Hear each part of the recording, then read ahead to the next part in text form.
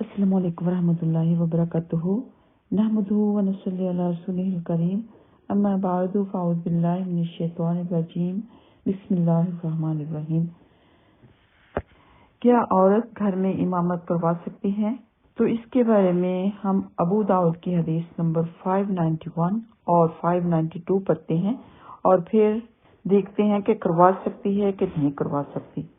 ابو داؤد کی حدیث نمبر 591، حضرت ام برقہ رضی اللہ تعالیٰ عنہ سے راوی بیان کرتے ہیں کہ انہوں نے فرمایا کہ نبی پاک صلی اللہ علیہ وسلم جب غزوہ بدر میں جانے لگے تو میں نے آپ صلی اللہ علیہ وسلم سے کہا، اللہ کے رسول اپنے ساتھ مجھے بھی جہاد میں چلنے کی اجازت دیجیے تو میں آپ کے بیماروں کی خدمت کروں گی۔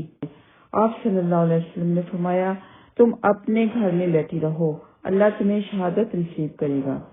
تو راوی کہتے ہیں چنانچہ انہیں شہیدہ کہا جاتا تھا۔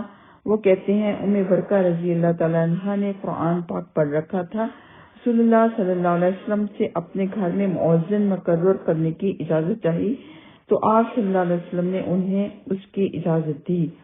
اور ابو داؤد کی حدیث نمبر 592، رسول اللہ صلی اللہ علیہ وسلم ام برقہ سے ملنے ان کے گھر تشریف لے جاتے تھے۔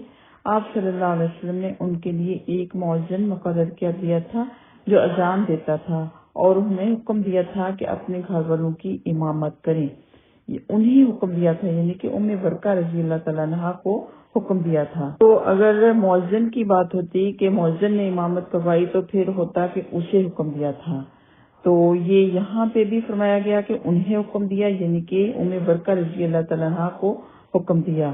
اور حدیث نمبر 591 میں بھی یہی فرمایا گیا کہ انہیں حکم دیا، اور یہ بھی واضح کیا گیا کہ وہ قرآن پاک پڑھے ہوئے تھیں۔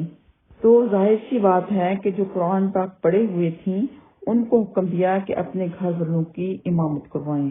اگر مؤذن کو حکم دیا ہوتا تو پھر یہ نہ لکھا ہوتا کہ اپنے گھر والوں کی امامت کروائیں۔ تو ام برقہ رضی اللہ تعالیٰ عنہ اپنے گھر والوں کی امامت کرواتی تھی کیونکہ انہوں نے قرآن پاک پڑھا ہوا تھا۔ اور اذان کا یہاں پہ واضح کر دیا کہ میل حضرات ہی نماز کے لیے اذان دے سکتے ہیں، ویسے برکت کے لیے تو عورت بے شک گھر میں اذان دے لے، لیکن نماز کے لیے جو اذان دی جائے گی وہ میل حضرات ہی دیں گے۔ تو ایک بات یہاں پہ اور واضح ہوئی کہ جو شہادت کا شوق رکھتا ہے اللہ تعالیٰ اسے شہادت کا رتبہ ضرور عطا فرماتا ہے، کیونکہ اس کی مجبوری ہوتی ہے کہ وہ ٹنگ پہ نہیں جا سکتا ہوتا، تو اس کے شوق کے اوپر ہی اللہ تعالیٰ اس کو شہادت کا رتبہ عطا فرما دیتے ہیں۔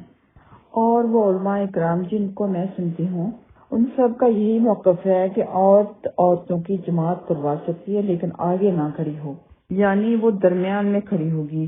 مثال کے طور پہ وہ درمیان میں کھڑی ہے تو آدھی عورتیں ادھر، یعنی کہ 4 عورتیں دائیں طرف، 4 عورتیں بائیں طرف، 2 عورتیں بائیں طرف، 2 عورتیں دائیں طرف، اس طرح وہ کھڑی ہوگی کہ آدھی عورتیں دائیں طرف کر لے اور آدھی عورتیں بائیں طرف کر لے۔ اب باقی کی لائن جو اس سے ایکسٹرا عورتیں ہیں تو ان کے پیچھے کھڑی ہو جائیں۔ حالانکہ میرے علم میں ایسی کوئی حدیث مجھے نہیں ملتی اور نہ ہی مجھے علماء کرام سے یہ معلوم ہوا کہ کوئی اس کے بارے میں حدیث ہے کہ عورت کیسے جماعت کروائے، لیکن جو اہل علم ہوتے ہیں اللہ تعالیٰ ان کو سمجھ بوجھ کی حکمت دے دیتے ہیں کہ وہ اپنی طرف سے ایک رائے بنا سکتے ہیں، رائے دے سکتے ہیں لوگوں کو۔ جو کوئی ان کو حدیث نہ ملے وہ اپنی طرف سے رائے دینے کا ان کو حق ہے۔ تو یہی علماء اکرام کا موقف ہے کہ عورت اکیلی سامنے کھڑی نہ ہو، امام نہ بنے، امامت کروا سکتی ہے۔ اور یہ بھی کہ روٹین نہ بنا لے کہ ہر نماز کے لیے اس نے امامت کروانی ہے۔ تو کبھی کبھار ہوا کہ گھر والوں کو شوق ہے کہ اکٹھے نماز پڑھیں اور گھر میں کوئی ایسا مرد بھی نہیں جو کہ امامت کروانے کے قابل ہو، تو پھر عورت کو یہ اجازت ہے وہ امامت کروا سکتی ہے ابو داؤد کی احادیث کے مطابق، اور امامت کا طریقہ علماء اکرام کی رائے کے مطابق۔ السلام علیکم ورحمۃ اللہ وبرکاتہ۔